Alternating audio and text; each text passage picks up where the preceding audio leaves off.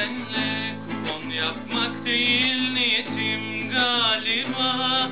Artık tutturamıyorum. Tutturmak isterdim bayci, şaşırtarak 1-0-5 oranla yatıyorum.